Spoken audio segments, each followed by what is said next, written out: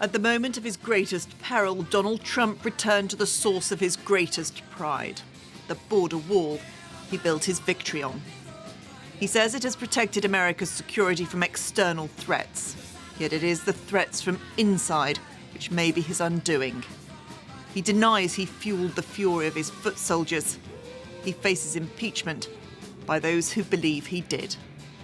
The impeachment hoax is a continuation of the greatest and most vicious witch hunt in the history of our country and is causing tremendous anger and division and pain, far greater than most people will ever understand, which is very dangerous for the USA, especially at this very tender time. However, he did seek to separate himself from the attack which breached the heart of American democracy. Millions of our citizens watched on Wednesday as a mob stormed the Capitol and trashed the halls of government. As I have consistently said throughout my administration, we believe in respecting America's history and traditions, not tearing them down.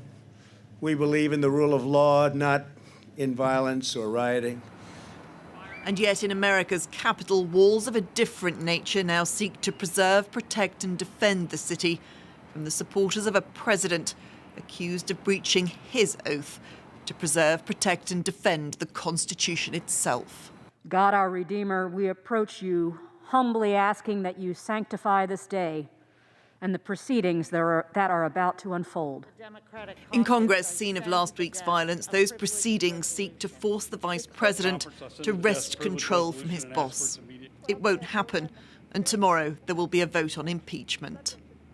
The President says he is subject to the greatest witch hunt in history. The reality is that the Democrats want to give him a very different place in the history books, that of the first president to be impeached twice. Fear of an armed uprising in response has brought troops to Washington's streets. 5 people died in the last violence, including a police officer for whom flags fly at half-mast.